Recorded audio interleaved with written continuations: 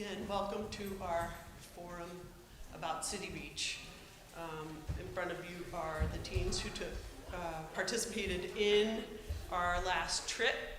I will have them introduce themselves, and maybe you can say how many times,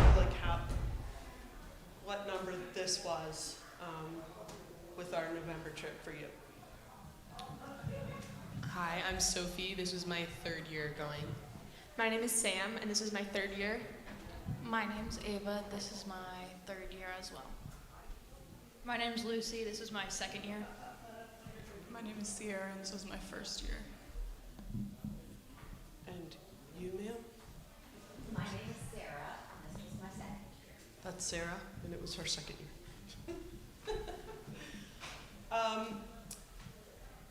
Can one of you explain what City Reach means to you? We had Reverend Tina here today explaining Common Cathedral and City Reach is one of their programs, but how do you interpret City Reach?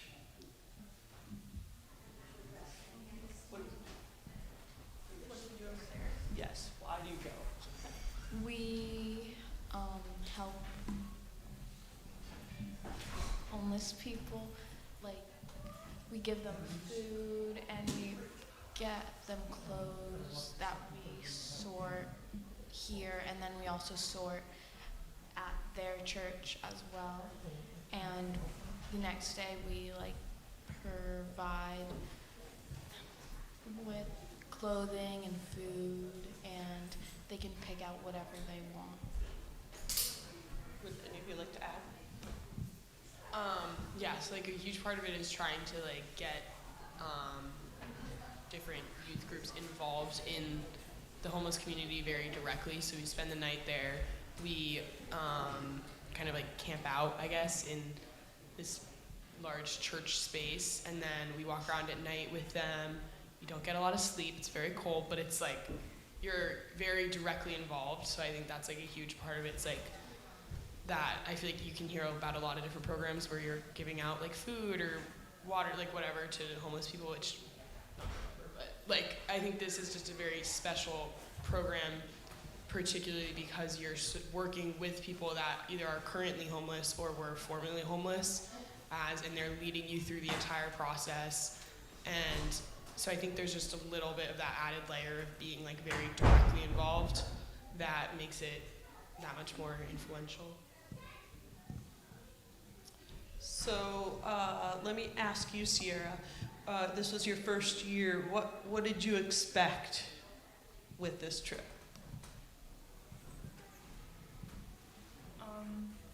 I didn't really know what to expect, so I just kind of went in with an open mind and just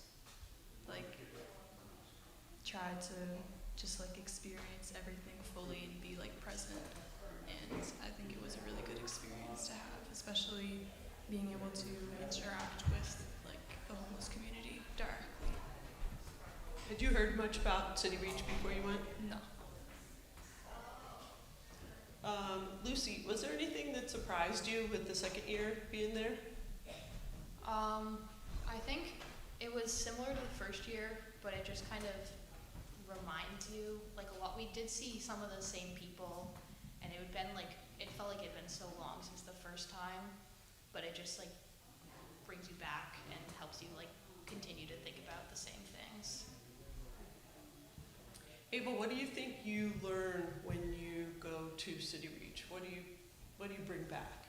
I bring back respect for the homeless people and an understanding of where they came from and how they got there and how they're doing and what they're trying to do to proactively what they're trying to help people. They're very caring. Yeah. Would you guys add anything? What did you learn from City Reach? I think that you bring back a lot of awareness just about the homeless community in Boston. We were talking a little bit before the service, just with Reverend Tina, and the other like staff that came to our service today, and just like realizing that everybody's like path to becoming homeless is different. Like there's not one story for all these people, and something that's really special about City Reach is there's so many different staff members, and a lot of them are there, like have been there every year, and every year certain people choose to share their stories before, like Friday night before you do all the work on Saturday, and you kind of just get to like, it really opens your eyes that there's so many different people that are experiencing homelessness, that from so many different backgrounds, and have found themselves in a situation, but they're all so caring and so respectful, and like open their hearts to us and for like help us learn about the homeless community in Boston.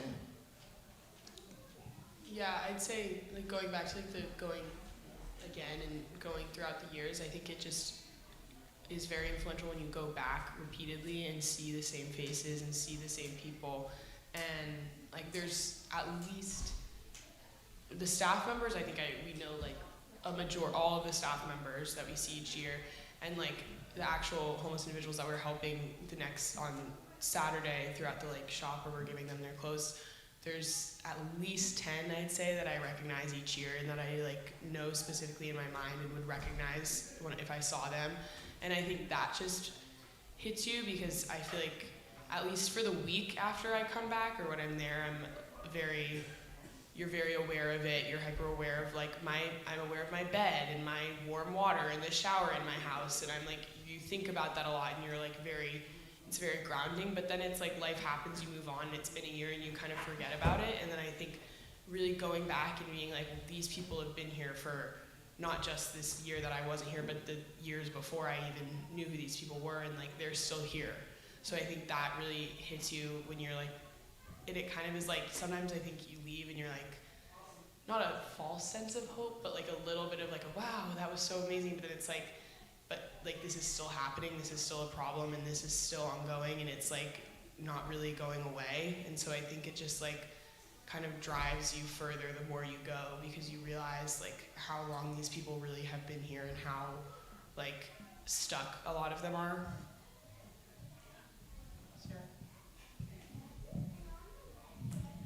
Following Sophie's thought about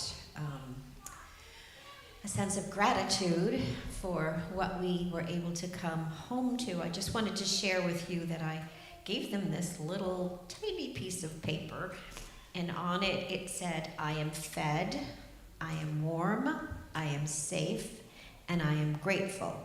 And I gave it to them my first experience at City Reach, and I was sitting at a breakfast table with everyone, and I said, do you guys remember that little prayer I gave you of gratitude? I'm fed, I am warm, I am safe, and I am grateful. And all of a sudden, they're ripping open their phones and they're pulling out that little prayer. And others were saying, I have it on my bedside table, and I have it taped to my mirror. And it meant that it hit just the place it was meant to hit. That experience hit just the right place it was meant to hit. And I also, I think some of you have said, it was just amazing how open the unhoused were about their stories, and in some ways very similar in that many of them had lost moms when they were young, and that seemed to really kind of redirect their whole life.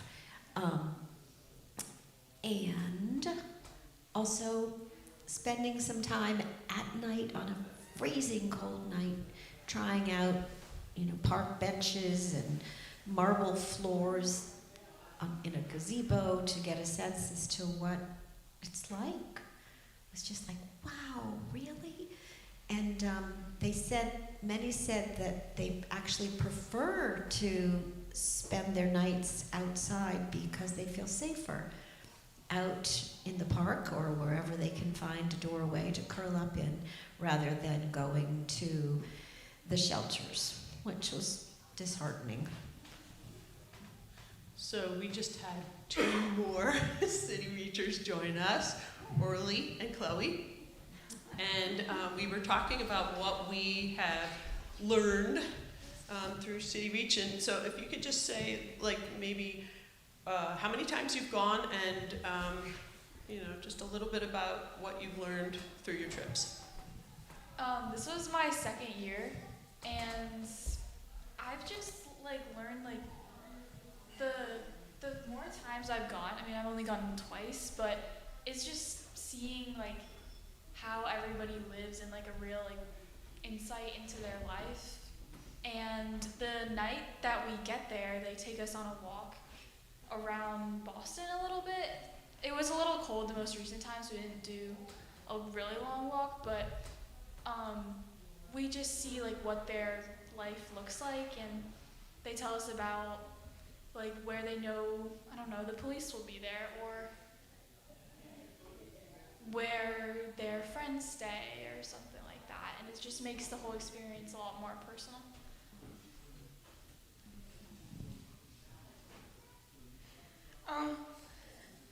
Yeah, I think that kind of one of the most important things about City Reach is that it's not just learning about homeless people and hearing about it and like donating to them and the normal stuff that we usually do.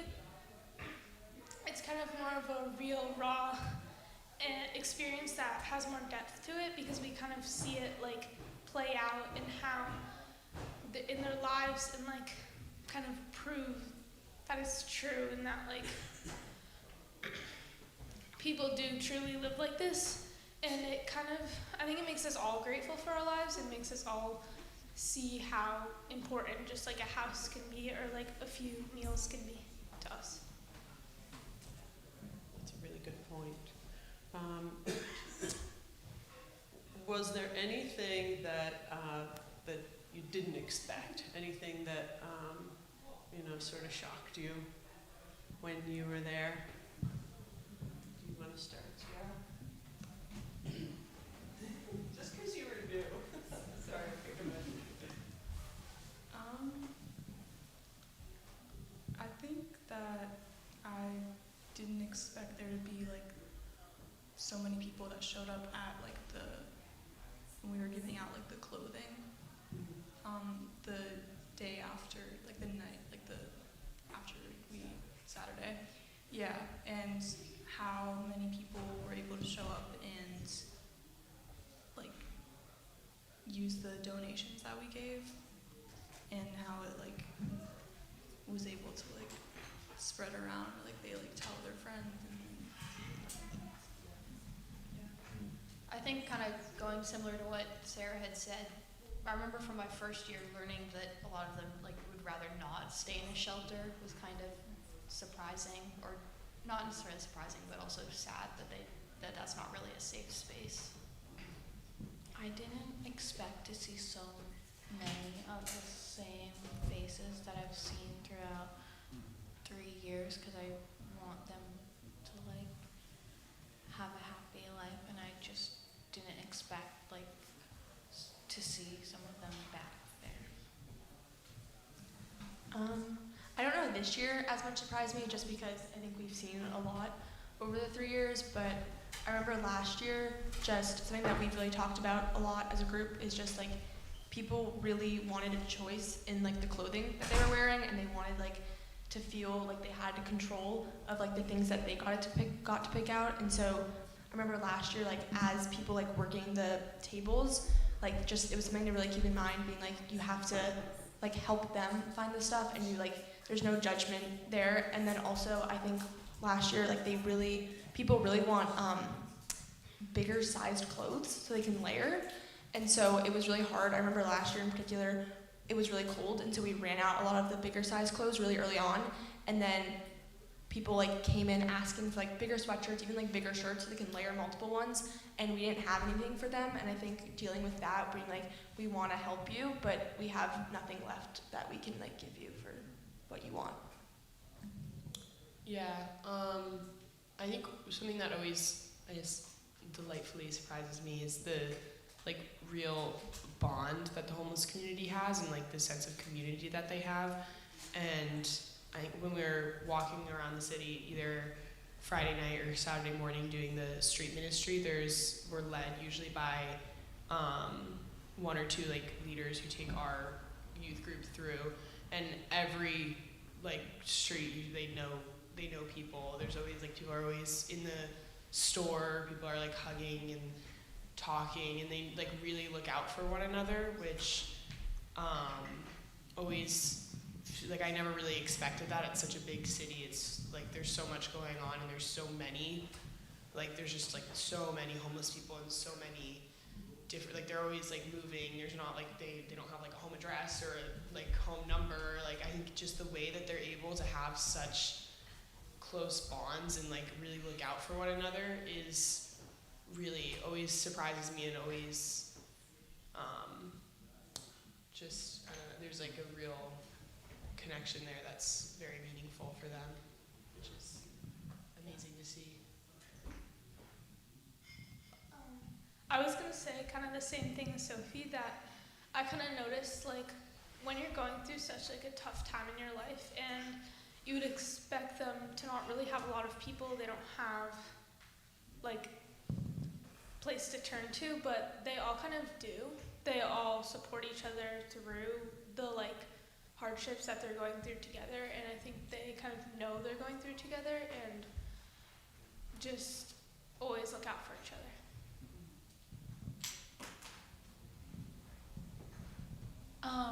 What like surprised me most in a good way was how they were just so selfless, and it felt like everybody felt like they were responsible for their friends and the other people who were homeless as well. Like we did street ministry, which is where we go out and hand out blankets and gloves and stuff to people on the street instead of them coming to us at the church.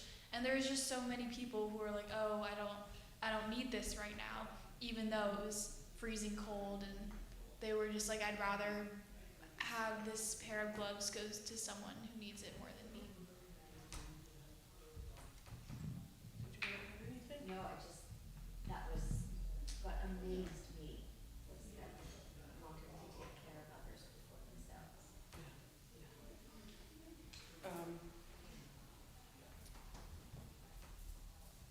Let's see. Was there anything that you had wished was different about your trip? I don't want to make everybody answer because you might not have an answer for that, but staying a week long. No, I'm kidding. Anything?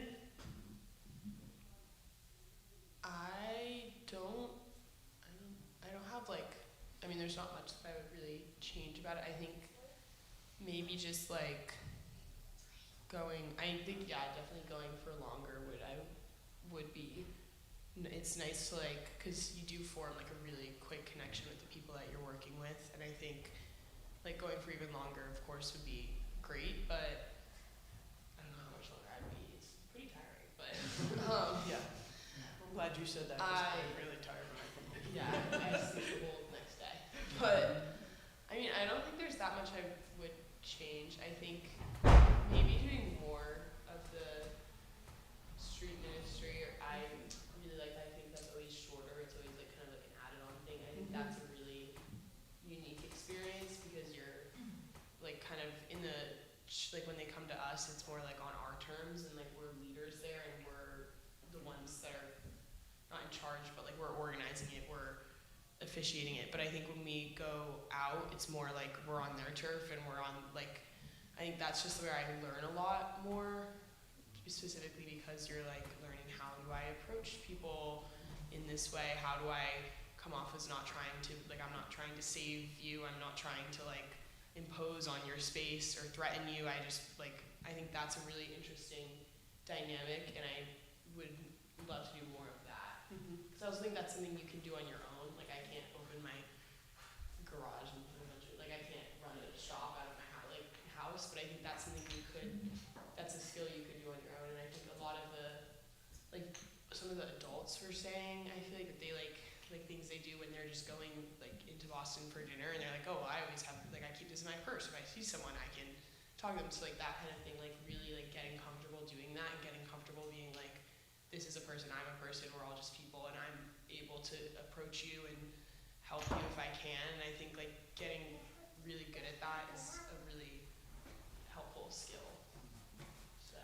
And I just want to comment on that too, because I think when we were talking at breakfast, we were talking about how in the City Reach process, you really change in ourselves, in our hearts. We change because we are able to look past, I think Sophie, you said, like, it's not just like this invisible problem anymore. These are real people, and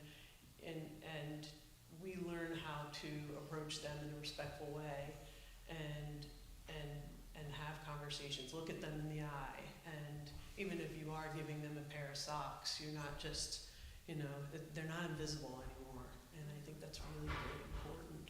And somebody else said that we also have a better understanding of every story. Well, we don't know every story, but everybody's got a different story, and you don't know what led up up to their, being homeless or having, a lot of stress or issues. You just don't know what the story is, because there are so many different things that could have led up to that. Does anybody else want to add? One thing I was thinking about is kind of a different perspective that we don't see a lot of, is the perspective of the children that have to live on the streets and have to go through that. I think for every child, they probably each have a very different experience, whether it's like more difficult than the parent or less, because they don't have someone to look out. Like, the parents kind of have to look over the kid, but they don't have a lot of power to do that if they don't have a home or don't have enough food. And I think kind of seeing the perspective of how they feel and how they think about it in their eyes and go to school and get educated is kind of just something I would like to see more of.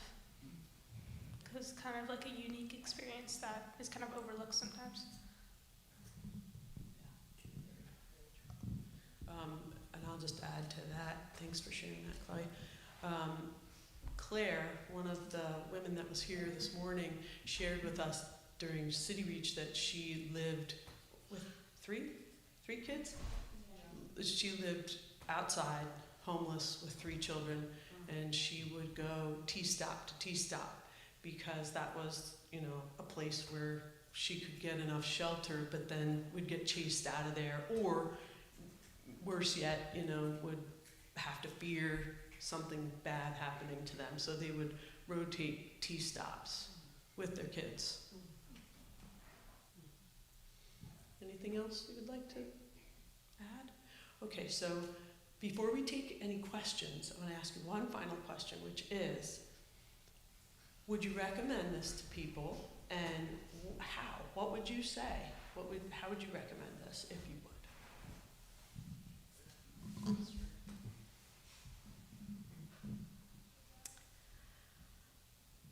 I would say go, do it, experience this.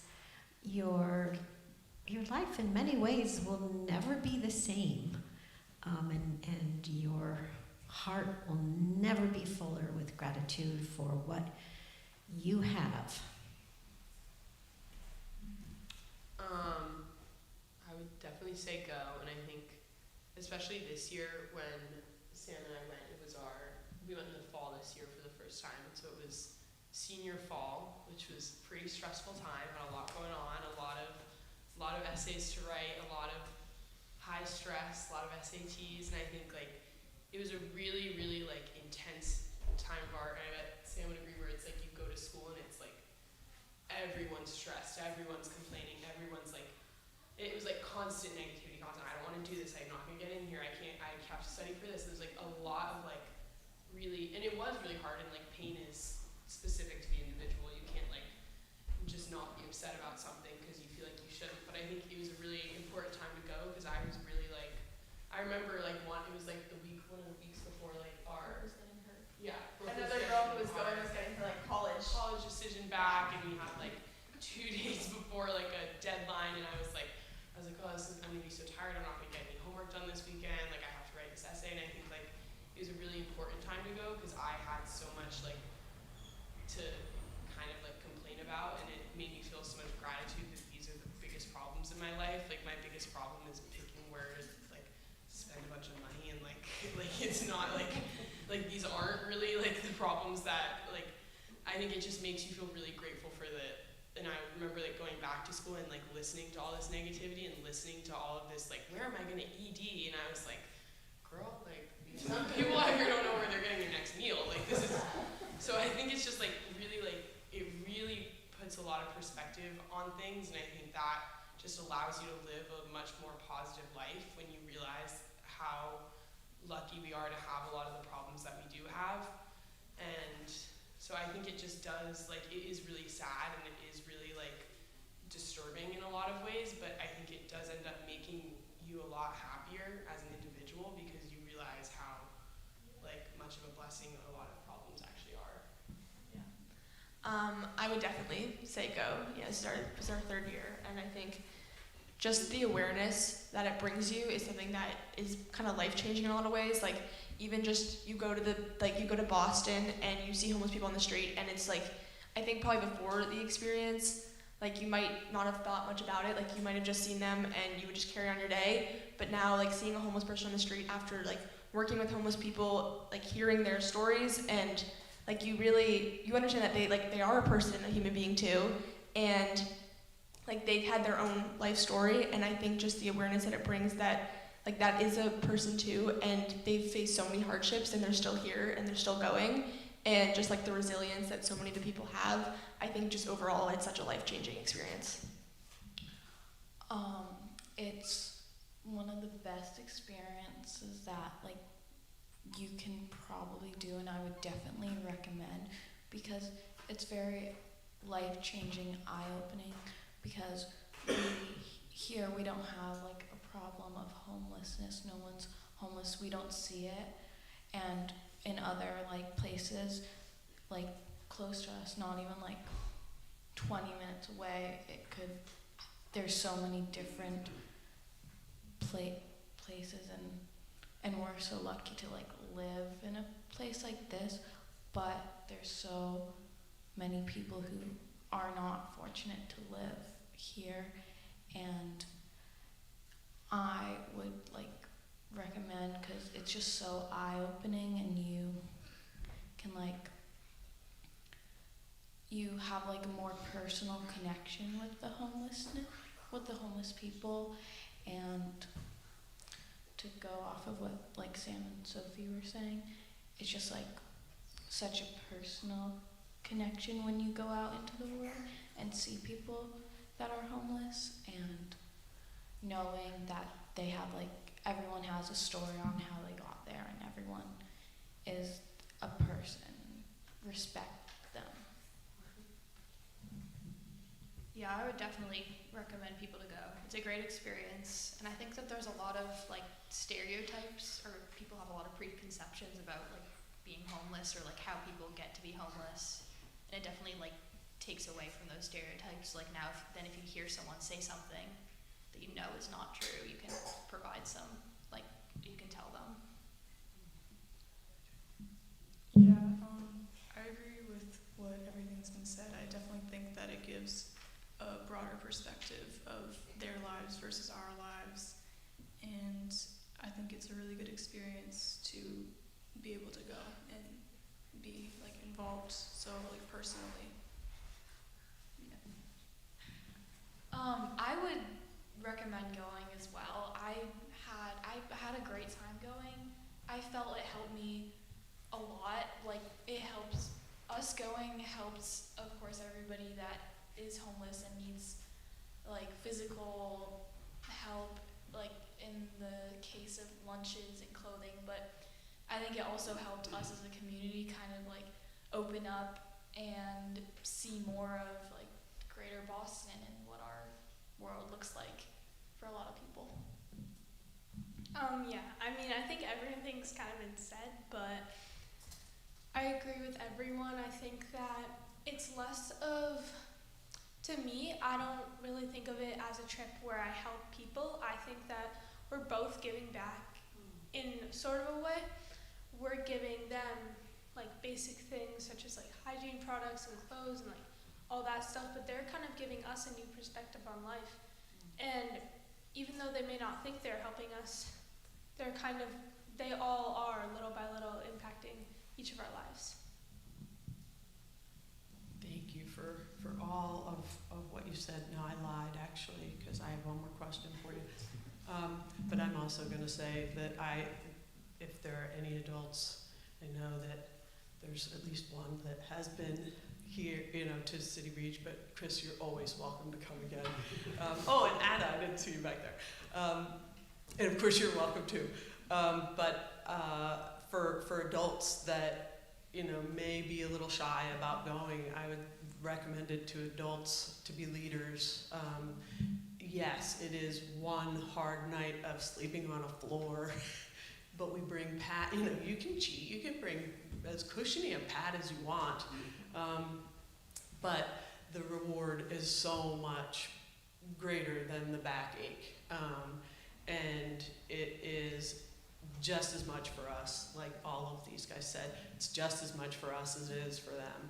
And I personally am so grateful not only to spend the time with these wonderful, wonderful people. I feel so honored to spend an overnight with them, especially since they're so busy and we can't get together any other time. But I also really look forward to seeing our friends that we've made, even though I can't remember who said it, but you don't want to see them again, but you look forward to seeing them again, and so it's a wider community, a connection that will never be broken. So my last question is, sorry, that's me. I keep banging the chair. What would you recommend? I mean, we've done forums before, and things. We've mentioned things like larger sizes. That comes up every single year that we go because they layer, and there are larger people that then need to layer. So we're talking 5X, 6X, 7X. I don't know how high it goes, but the highest that it goes. We always need big, big things. But I'll also say, when we were sorting this time, and we are forever grateful for whatever donations we get. Depending on the season, it's really good to donate what the season is. So we don't need bathing suits in this weather, and those kinds of things, like really coats and boots and things like that usually are a really, really needed thing. But what other kinds of things would you suggest to our friends here in ways that they can help when they're not going to City Reach or for the next time we go? I know one of the church groups talked about their church as a whole made little bags with some snacks in it, like deodorant, like a mini toothbrush, that for every person in the congregation to have, multiple of them, so then if they see a homeless person when they're in Boston, that they can give it to them, even though it's it is something little, it's still it is some food, it's some toiletries that can really help a person. I would say this is specific to the women that we met. A lot of the time there's you're wearing a lot of layers, they're wearing a lot of hats, you can't really tell a lot of the time if they are a woman or a man, but I think specifically stereotypically female and feminine clothes are definitely needed. I think the homelessness in itself is very dehumanizing, and I think just specifically for the woman, very it's not a masculine experience, but they do, a lot of them look very masculine. They've taken on a very hardened and rugged look, and they're wearing these thick, dark clothes and dark layers, and a lot of them seeing how excited they would get when they found a pink sweater or something, really as a woman made me feel very even being where some of them would wear the same, they'd have this jewelry that they would wear, things like that. I just think that these people still have taste, they still have style, they still have the same things that we all have. I think like I would now, like before I would just donate clothes I don't want or clothes I would go through, and it's like really thinking about like, yes, these are necessities, yes, they're to keep them warm, but they're also like a human trait. Like what we wear is kind of a huge representation of who we are, and I think allowing them to have the mobility to like represent themselves how they want to represent themselves, and giving them clothes that are like from a variety of styles and have like a sports team on them. We had a lot of people that came in and were looking for like, they loved when they found a Bruins shirt or a Patriots sweatshirt, because they're from Boston, just like we are, if not more than we are. And so I think just having a variety and not donating ugly clothes, because they're in an ugly situation, the least we can do is make them feel a little bit better about it. So I think just being conscious of that is a huge thing. Well said. Anything else? Any other things that you might suggest to people that haven't been or aren't going? Maybe just like there's a lot when we get donations, it's a lot of short sleeves, it's a lot of, we need longer clothing and more jackets, I feel. Because I feel like there's a lot of jackets, but I feel like we should have more than what we need. More than what we need just in case. Because some people don't think about bringing, like, they just get donations and they don't sort them like we always sort them. And so I think we should, like, make sure it's not a bunch of short sleeves and make more long sleeves and stuff that you can layer and, like, yeah. And, like, it was very nice when they had, like, heating pad, like, hand warmers, and we could give them out to them on the street because they need a little warmth in this cold weather. I think heavy boots were one thing. And more shoes. There's big lots of sizes. shoes. And lots of socks. Yeah. I've heard that they'll change their socks every single day. Are you allowed to give used socks? Because most charities, they won't accept used socks, but you can give used socks? Yeah, I think we did in good shape, didn't we? Yeah, they can't be beat up or holy, but yeah. I think some of the kind of stuff that we should bring, like, get more of, is kind of not just stuff that people wear every day, like, not just clothing that, like, expresses yourself and that you want to wear and that keeps you warm, but, like, some of the more things that are less thought of, and you kind of, sometimes we forget that they're living on, like, a concrete floor, like stuff that more preps them for, like, living in that, like, kind of heart of life, not just, like, to keep them warm, like the basic things, such as, like, pads that you could put on the floor and, like, ear muffs to cancel out the noise, or, like, an eye mask and stuff like that, because we kind of forget that they don't really have their own space, and to kind of help them with that is, like, kind of necessary. That's a good point. And sleeping bags, yes. Sleeping bags. They can always use sleeping bags. So with the little time that we have, I'd love to throw this out to the crowd. Yes, Tucker. I have so many questions. Oh, good. I keep hearing, I come to these every year because I think this is fantastic. Do you go twice a year? This last year, we ended up, yes, but we don't usually. Because I really think to try to solve the problem with the size 4X, after I heard you last year, I looked everywhere, and it's very hard to find 4Xs. But I propose that you guys take us all to a thrift shop, and we shop, and with your guidance, you could tell us, we could buy out the size 3X, 4X, whatever they have. And this is the time, at the end of the season, that they're getting rid of bigger coats and things like that. So it might be, if you're willing to give us, and if we went on a Tuesday at Savers, you get 30% off. So, we could all make a real difference and stock up for the next adventure. Yeah. So when are we going? Yeah, field trip. Tucker's organizing it. We'll do it as soon as I can walk. Oh, darn. We'll do it. But it might be a little easier to pair up, you know, to have an adult and a teen who has gone on City Reach and go shopping, because I think that's a fabulous So idea. even if you made a wish list, you know, the things about the, you know, toothbrushes and Yeah. things like that, Specific. and the Bruins shirts and the Patriots, because that, when you're out looking, you think of what's on that list, and, you could stock up.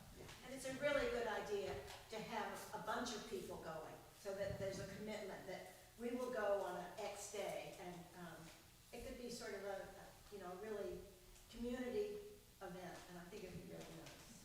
And with your help, I mean, I know some of you are busy 24 hours a day, but the list would help if you could. That's why the list could, it's like, you know, when we do the baskets at Thanksgiving, the bags, having a list, it just makes people think about it. I was just going to put a plug in for Ocean State Job Lot. There is one in Bedford and there's one in Waltham, because they have amazing jackets and boots and flannel shirts, and they have extra large ones. And they're so reasonable. So just putting a plug in for Ocean State Job Lot. Any other questions? What's your next one? So, for years, people always say, don't give to the unhoused, because they're just gonna put it into drug money, or spend the money you give them on the street. Is that true? That's a really good question. I think I'll just answer and then let you guys add in. But when we talked with people that worked at City Reach, we heard a lot about recovery, and a lot of people were, you know, that's kind of where they found the first spiral. But there are, you know, if you want to go to some of the homeless shelters, they won't let you in if you're drinking or doing drugs. Some of them are considered wet, which means they will take you in. But I would say that is also one of these fear-based things that we hold, you know, in our, you know, culture of housed versus unhoused, where it just sort of feeds this fear and stereotyping, which is not good ever. You know, you can't say all homeless people are all this or all that, but one more thing is that if you give somebody, you know, who's asking for money on the street $1, who cares what they do with it? It's their dollar now, whether they buy something that you think is a good thing to buy or something that you don't think. It's no fun to stand on the street in cold weather, rainy weather, any of this. So I'm 100% sure that people, if they had the choice, would not make money that way. They would do something else that was drier and warmer. I believe your husband, RL, noticed someone on the street with you know, a tin can asking for money, and he went into a sandwich shop and he bought them a sandwich and brought it out to them and gave that to them. And I was just thinking, you know, if we could do that with someone that we see, and then buy one for ourselves as well, and sit down next to that person and share that little meal together. But I loved that RL did that. Yeah, I feel like also, like that's, the stereotype definitely isn't true for everyone, but also that's kind of why we give, like instead of just giving them money, you can give them like certainly clothes, but also like gift cards or like food to like, because it could be true for some people, but it's definitely not. That's like a very widespread stereotype. Yeah, I think the gift cards is a great, like, buy a few $10 Dunkin' Donuts gift cards, they can get a warm drink. Like, I think that's a great strategy, but I also think that when you really, like, consider what being homeless actually does, like, to the human mind and body, that I think it's very easy for us to consider all of them to be. You could have told me before I went that every single one of the people I was interacting with was on drugs, and I would have been like, yeah, I don't know, like, okay. I like probably would believe you. And I think really thinking about how much that actually is affecting their minds and how similar that can be to, like, yes, a lot of them are intoxicated, yes, a lot of them have struggled or are struggling with addiction, but I think it's also like they're living in a constant state of fight or flight. They're constantly worried about where they're getting their next meal, and what that really does, like, to a person can be very similar to what any sickness would do to a person. So I think thinking about the fact that, like, the fact that they're even awake is more than a lot of people would be doing in that situation, and like they're already, like, I think really thinking about how that actually is affecting them and being empathetic and being understanding of that changes how you see that stereotype.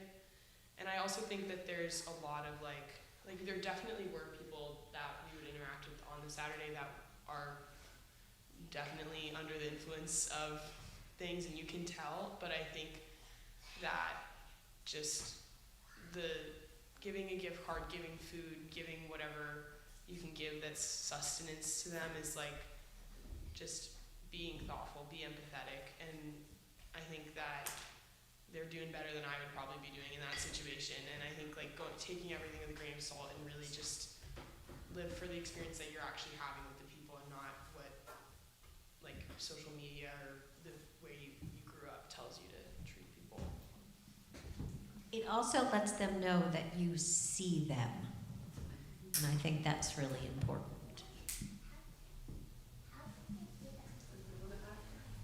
I also want to add that one time I was driving and I happened to have like a bunch of granola bars, and I didn't have any cash, but I offered it. You know, I was like, okay, so you're asking for stuff because you lost your job. I can see it on your sign. Do you want this? Because that's all I have. And they had the choice then to take that or to say no, thank you. I want money. But the guy readily took a granola bar, and so that, you know, made me think it's worth just having a box of granola bars in your car all the time, just in case, you know, somebody needs it. I've been so impressed hearing you all. It's so really wonderful. And I think so often that we otherize people so we don't have to feel responsible. And you are just opening our hearts as your hearts were so open, and that's just so wonderful. And thank you. Thank you. That's a good closer, Joan. Does anybody else have any more questions for these guys? No? I think we'll wrap up. And I just want to thank you guys again, because I am always amazed by how deep you think and how much you take in and how much you teach me. So thank you.